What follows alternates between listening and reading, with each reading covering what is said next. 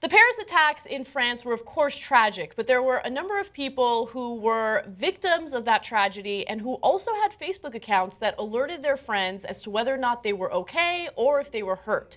Now, Facebook has this safety check feature that, of course, is a great idea, but some people were criticizing the fact that the first time it was used was for this Paris terror attack. Now, there were some critics who say that the social networking site was not turning it on to feature attacks in Beirut that happened around the same time.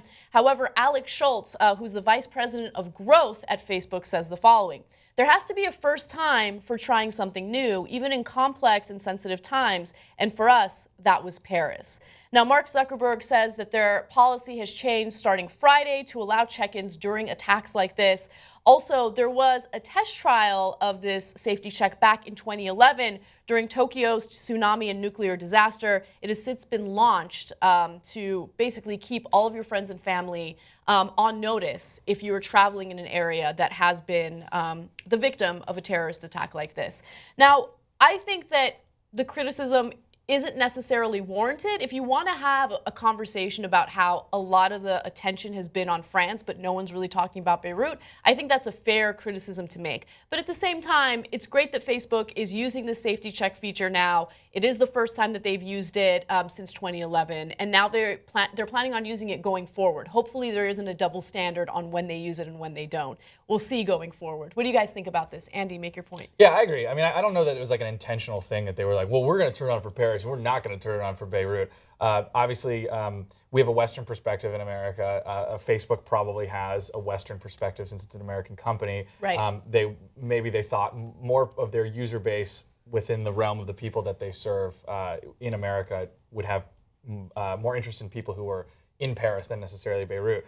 Again, I don't know that it's fair to criticize them for that, because I think very quickly they have said, all right, we're going to do this now going forward. It is good. It is a good thing to have. Yeah. We were at work when the news broke, and everybody was on their phones checking to see if everyone was okay. It was a really nice thing, but it really made me appreciate not having friends, because now I don't have to worry about Now you stuff. don't have to worry about them being victims. Yeah. Christina, what about you? Make your point. I agree with everything you guys are saying. I think Facebook is hearing people when they say that they want expansion.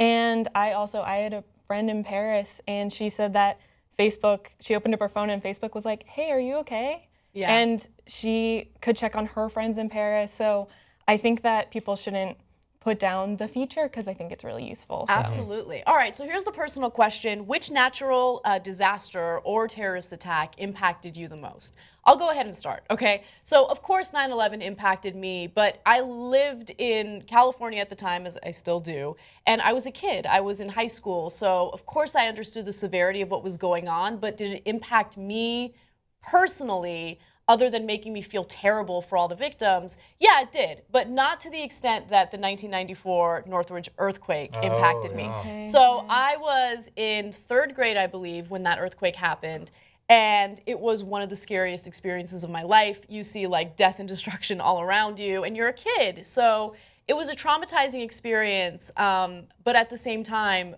weirdly enough, it brought our community closer. So I would say that impacted me the most. Christina, what about you? Well, I also was impacted by September 11th. I grew up in Maryland, but when I was in 7th grade, the sniper attacks were going on. Oh, wow. And I went to this beautiful school where there were these huge windows, and we all had to get together and put newspaper up to make sure that we wouldn't get shot in our classroom. God. And my mom is a teacher. She's a 1st grade teacher, and she would walk kids home, and I mean, I don't know what she would have done, Right. but the shootings were so incredibly random that it just felt like at any second the world was going to end, and there was so much misinformation. So I think about that a lot and how lucky we all were to get through it. Absolutely. Wow, that's really scary. Yeah. Andy, what about you?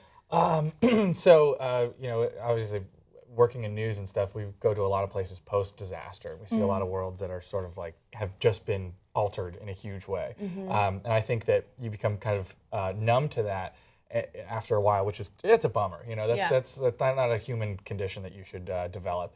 But personally, I had covered a lot of school shootings. There were a lot of them, it seems like, between 2011 and 2013. And sort of around the time that I got out of news was I was actually taking some classes at Santa Monica College at the same time, and there was a school shooting, and I was on my way to campus. And Wow. KTLA, I was working at KTLA at the time. And they were like, "Hey, actually, get over there because let's see what's actually happening." And it was just this weird thing where the idea of the safe space, which was school, and normal life, which for me had always been sort of separate from my work life, which was disaster. They crossed over for the first time, and it was just this like really, really sort of surreal thing. And So scary. yeah, it I was mean, terrifying. Many people were killed there. And Yeah, it's just, I mean, we're now sad. living in this day and age where it's not only about natural disasters. You're worried about crazy people out there who have access to guns, crazy people out there who hate, Westerners, hate everything that we stand for. And so you kind of have to be, on guard and make sure that you protect yourself in any way you can. I'm not entirely sure how you do that. Yeah. But it's a tough conversation to have. That's probably the most serious conversation we've had on the point. But you can go ahead and comment in the section below and tell us what natural disaster or which natural disaster or terrorist attack impacted you the most personally. Comment in the section below, tell us what you think, and we'll see you soon.